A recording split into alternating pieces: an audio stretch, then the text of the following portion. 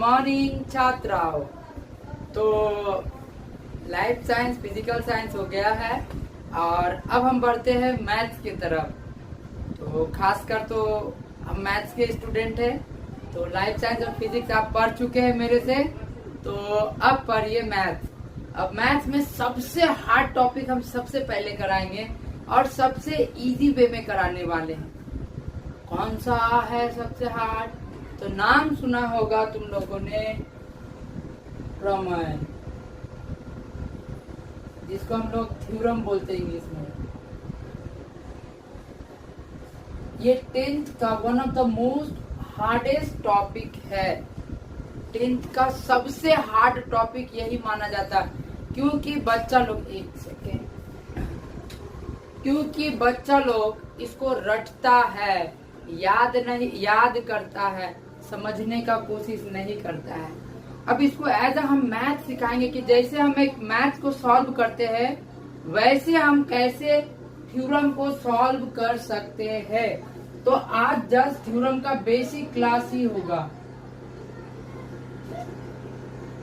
पूरा class 10th में हम जस्ट 13 या 14 थ्योरम बताएंगे। उस 13-14 थ्योरम में से 2 थ्योरम आ जाएगा बोर्ड्स में, और दोनों ही आएगा 5+5 करके। दोनों ही थ्योरम कितना करके आएगा? 5+5 करना होगा। कोई एक, ये करो या ये करो, कोई भी एक करो। यानी थ्योरम से 5 मार्क्स बोर्ड्स में तो कंफर्म है, 110%। थ्योरम से 5 मार्क्स आएगा ही आएगा। कितना थ्योरम है? बहुत सारा थ्योरम है क्लास 10th में। 10th में बहुत सारा क्या है? थ्योरम्स है।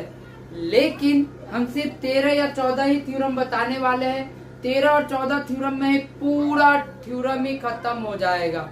सिर्फ बेसिक अगर समझ गए अच्छे से तो। समझ में आ रहा बात? बोलो यस। तो बेसिक को बस अच्छे से समझना है। अच्छा, थ्योरम का कुछ जरूरी बात भी है कि थ्योरम ऐसे ही समझ में नहीं आता है।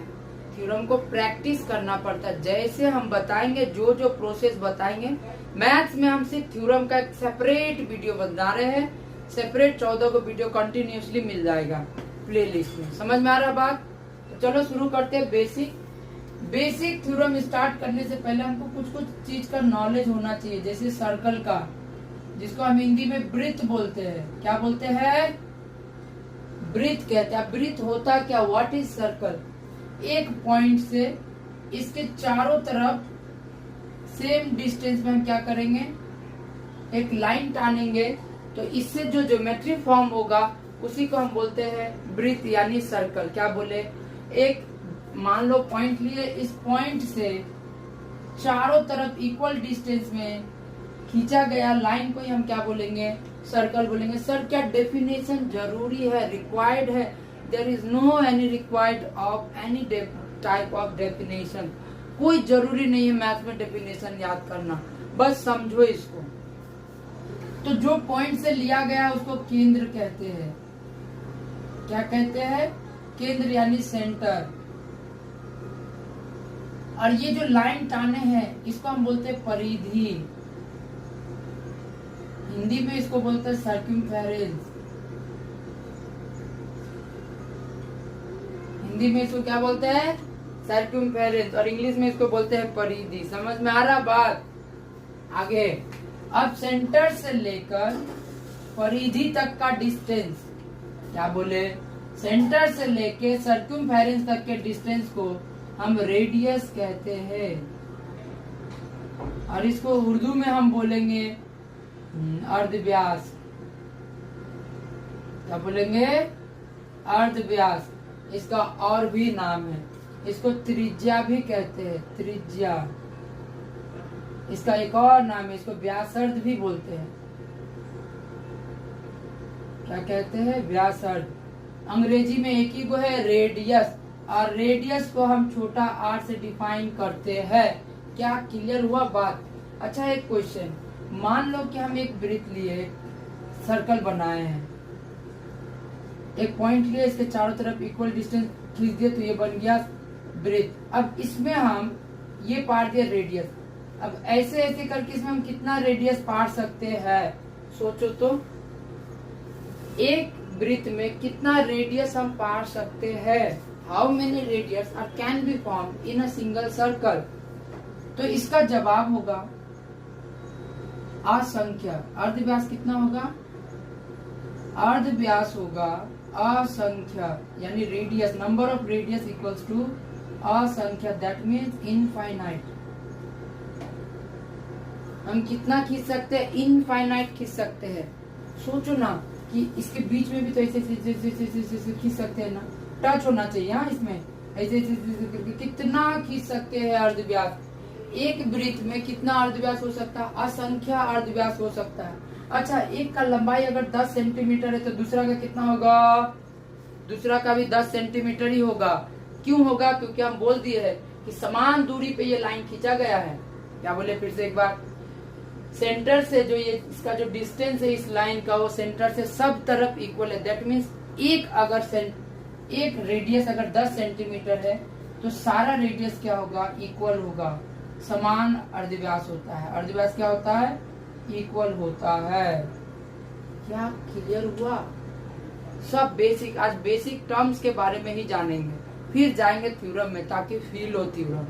समझ में आ रहा, थ्योरम को फील कराएंगे एकदम मजे से, मक्खन के तरह। तो देखो, आज जब रेडियस को हम पूरा बढ़ा देंगे ऐसे करके, दिख रहा है, यहां से लेके पूरा यहां तक, तब ये कहलाता है व्यास। क्या कहलाता है, डायामीटर। इसको हम बोलते हैं डायामीटर, यानी व्यास। अब व्यास का एक क्राइटेरिया है बहुत ही अच्छा वाला, इसको बड़ा डी से भी डिनोट करते हैं, या तो कभी कभी बड़ा आर से भी लिखते हैं। अब इसका एक बहुत शानदार सा क्राइटेरिया है कि व्यास जो होगा हमेशा सेंटर से ही गुजरना चाहिए। आप बोले फिर से एक बार हिंदी में, तो कि जो डायामीटर होगा वो हमेशा सेंटर से ही गुजरना चाहिए। बउआ सब याद रखना, सेंटर से गुजर के दोनों को टच करना चाहिए, इसी को बोलेंगे व्यास। समझ में आ रहा बात? हाँ सर, समझ में तो आ गई बात।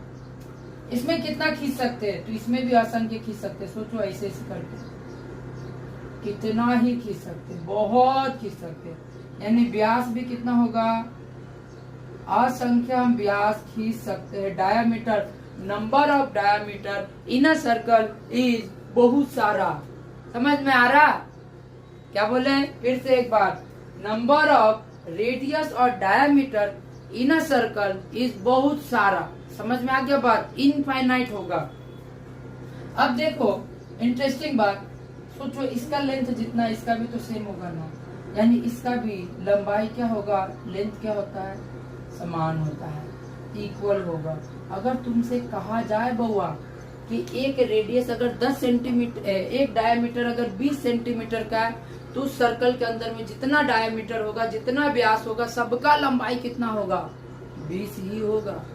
समझ में आ रहा बात?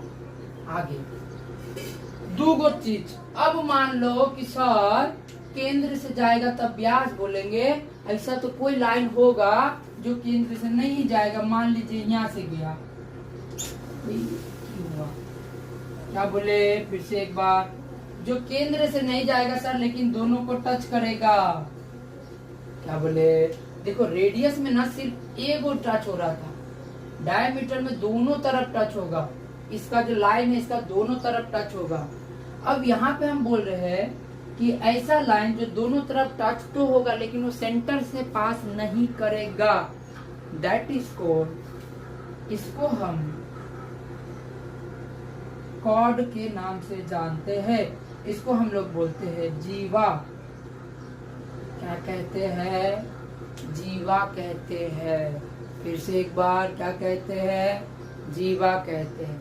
समझ में आया बात? आगे कि एक वृत्त में ऐसा ऐसा लाइन जो सेंटर से पास नहीं करेगा, हम कितना खींच सकते हैं सर? तो इसका भी नंबर ऑफ कितना होगा, मन में आ गया? वहाँ सही पकड़े हो, असंख्य। यानी जीवा कितना खींच सकते हैं?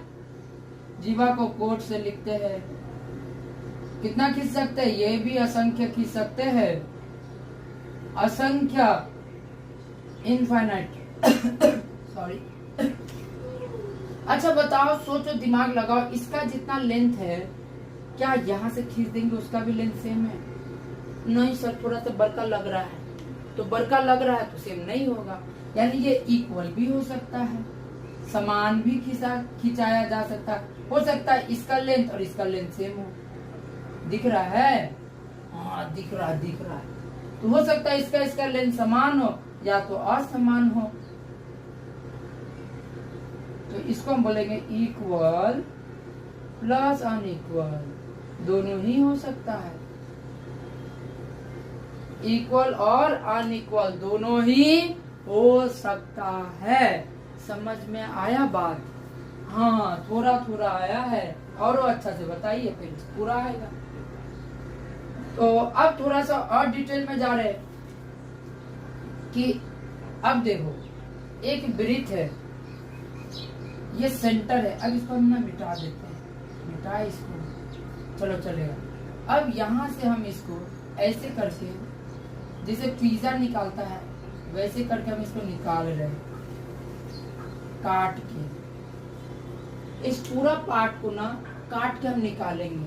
तो यहाँ से इस लाइन को, ये जो पूरा लाइन है, यहाँ पे 2 पॉइंट ऐसा है, यहाँ से यहाँ तक ये लाइन जो होगा वो कट के क्या हो जाएगा, बाहर आ जाएगा। मान लो 3 पॉइंट ले लिए, एक और ले लिए P, तो ये पूरा बाहर आ जाएगा ना।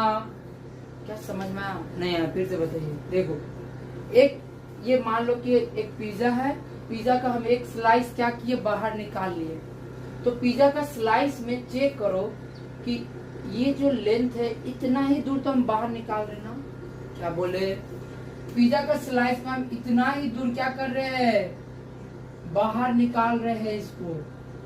और इसको हम किस नाम से जानते हैं? देखो, ये पूरा टर्म कहलाता है परिधि, ठीक है। ये पूरा टर्म क्या कहलाएगा, परिधि। लेकिन सिर्फ इतना टर्म, ये जो है ये पूरा कहलाएगा परिधि, लेकिन सिर्फ यहाँ से यहाँ तक कहलाता है चाप। इसको आर्क कहते हैं। क्या बोले? चाप कहते हैं, चाप। इसका जो ये लेंथ है यहाँ से यहाँ तक, ये जो टेढ़ा करके निकालेंगे, सिर्फ इतना लंबाई को हम कहते हैं चाप। क्या कहते हैं सर? फिर से बताइए, कहाँ काम आएगा? तो देखो, कभी भी जब तुम लोग थ्योरम बनाएगा तो वहां पे तुमको इस टाइप का कुछ साइन देखने को मिलेगा। चाप को हम ऐसे डिनोट करते हैं। हाँ सर, किताब में 9 में देखे थे। देखो देखो, अभी फील होगा वो चीज। तो यहाँ पे क्या पॉइंट लिया, ए, और यहाँ मान लेते बी। तो यहाँ ये तीनों का लेंथ क्या हो गया, ए पी बी। और इसके ऊपर में हम ऐसे करके चांद लगा देते हैं, या इसको टोपी पहना देते हैं। फिर से एक बार, क्या बोले, ए पी बी के ऊपर में ऐसे करके हम क्या करेंगे, एक चांद लगा देंगे, यानी टोपी पहना देंगे, यानी छत लगा देंगे। तो उसी को बोलेंगे चाप। ये कहलाएगा चाप, ए पी बी। ये साइन डिनोट करता है कि ये साइन, ये जो लेंथ है, ये एक सर्कल का टूटा हुआ टुकड़ा है। क्या बोले? फिर से एक बार, ये जो लेंथ है वो एक सर्कल का क्या है, टूटा हुआ टुकड़ा है। समझ में आया बात? हाँ सर, आ गया, आगे बढ़िए। तो देखो, अब ये वृत्त का एक क्या छोटा सा अंश है ना, वृत्त का एक छोटा सा क्या है, पार्ट है, एक छोटा सा अंश है। पूरा वृत्त का एक छोटा सा अंश है, इसलिए इसको बोलते हैं वृत्त का अंश, यानी वृत्तांश। भाई साहब, क्या मजा आ रहा था पढ़ने में। वृत्त का अंश यानी वृत्तांश। हिंदी में इसको बोलते हैं सेगमेंट। क्या कहते हैं? सेगमेंट। समझ में आ रहा बात? हाँ हाँ, आ रहा, थोड़ा थोड़ा आ रहा। आगे बढ़ते हैं। समझ में आ रहा बात? देखो, जितना जरूरी होगा ना थ्योरम के लिए उतना ही बताने वाले, एक्सेस कुछ नहीं बताएंगे, डोंट वरी। अब एक सर्कल है, इस सर्कल को मान लो कि हम 2 पार्ट में डिवाइड किया, एक छोटा पार्ट और एक बड़ा पार्ट। छोटा वाला पार्ट को बोलते हैं माइनर सेगमेंट। Minor segment. लघु वृत्तांश भी बोलते हैं, इंग्लिश में ही याद रखो। और माइनर हो गया, माइनर सेगमेंट। और इस बड़ा वाला पार्ट को बोलते हैं मेजर सेगमेंट। क्या कहते हैं? Major segment. उसको लघु, इसको दीर्घ वृत्तांश कहते हैं। समझ में आया बात? सर दोनों में अंतर क्या? नथिंग ब्रो, कुछ भी अंतर नहीं है। अगर मान लो यहाँ पे पॉइंट ए है, यहाँ पे बी है, और यहाँ पे हम कोई पॉइंट नहीं दिए, तो माइनर सेगमेंट को हम ऐसे लिख के ए बी ऐसे कर लेंगे। ये चाप कर लेते, ये चाप है। सेगमेंट लिखाने का तरीका नहीं है। सेगमेंट में यहाँ पे कोई पॉइंट भी आएगा, वो वाला बात का बात, वो जानना जरूरी। अगर यहाँ पे भी इसको भी लिख, ये बड़ा वाला है ना, तो बड़ा वाला को यहाँ पे पी दे दिए, तो इसको लिखा देंगे ए पी बी। ये बस डिफाइन करेगा आर्क को। किसको डिफाइन करेगा? आर्क को। तो सर ये क्यों बताया मेजर और माइनर? किताब में लिखा हुआ है, बस समझ जाओ कि वृत्त का कभी कभी एग्जाम में भी 1 मार्क से पूछ लेता है कि वृत्त का छोटा सा अंश को हम बोलेंगे माइनर सेगमेंट और बड़ा अंश को हम बोलेंगे मेजर सेगमेंट। क्या समझ में आया बात? हो भाई साहब आ रहा, थोड़ा थोड़ा आ रहा है ना? आगे बढ़े। देखो यहाँ तक वृत्त का लगभग बहुत सारा पार्ट हो गया है। 4 को बात बताए, इन 4 बात को अच्छे से याद कर लो। इन सब को घर में देखना कि कौन चीज सर क्या बोल रहे हैं। समझ में आया? अब यहाँ पे आ जाओ मोटी बात में। क्या में? मोटी बात। क्या जानने वाला बात है सर मोटी बात में? तो मोटी बात में एक चीज जानना है कि ये जो सोचो तो एक अगर सर्कल लिए हम, उस सर्कल में ये जो जीवा है सबसे बड़ा कब होगा? सोचो, दिमाग लगा। ये जो कोड है सॉरी, उसका लेंथ सबसे बड़ा कब होगा? सोचो सोचो, सोचा नहीं सोचा? हम बताते हैं। ये देखो, ऐसा कोई लाइन जो सेंटर से गुजरेगा उसको हम कहते हैं क्या है? व्यास कहते हैं, यानी डायामीटर कहते हैं। और तुमको जान के दुख लग गया कि अभी हम जस्ट बताए थे कि जीवा को हम सेंटर से नहीं खींचते, बता दिए थे, ठीक है। लेकिन सबसे बड़ा पता है जीवा कौन होता है? व्यास ही होता है। समझ में आया? हमें यहाँ समझाने के लिए बताया कि सेंटर से नहीं खींचते, ताकि दोनों में अंतर पता चले। यहाँ पे मोटी बात में तुमको क्या जानना? सबसे बड़ा जीवा, सबसे बड़ा जीवा क्या होता है? वो होता है व्यास। इसको रट लो बाबू सब। क्या बोले? सबसे बड़ा जीवा क्या होता है? व्यास होता है। Largest code of a circle is called diameter. 1 marks तो कंफर्म है अगर इस वर्ड को जान गया तो। समझ में आया बात? दूसरा बात जानने वाला है कि अर्ध व्यास यानी रेडियस इक्वल टू रेडियस होता है। अर्ध व्यास बराबर अर्ध व्यास होता है। क्राइटेरिया होना चाहिए कि एक ही वृत्त होना चाहिए, एक ही। सर क्या बोले मतलब समझे? मान लो हम ये लिए, अब इसका अर्ध व्यास मान लो 4 है, हम बोलेंगे ये ले लेंगे सर इसका तो यहाँ पे 5 होगा, तो आप तो बोले सेम होगा, तो कैसे होगा? तो हम बोल दिए, बगल में लिख दिए सेम सर्कल होना चाहिए। तो अगर ये 5 है तो इसी में ढूंढेंगे तो ये भी 5 होगा, ये करेंगे तो ये भी 5 होगा। एक ही वृत्त होना चाहिए भगवान, समझ रहा है? फिर अगर व्यास लेंगे तो व्यास बराबर व्यास होता है। क्राइटेरिया सेम, एक ही वृत्त, सेम सर्कल होना चाहिए। क्या समझ में आया बात? ये फर्स्ट वृत्त के बारे में जल्दी से नोट करो फटाफट।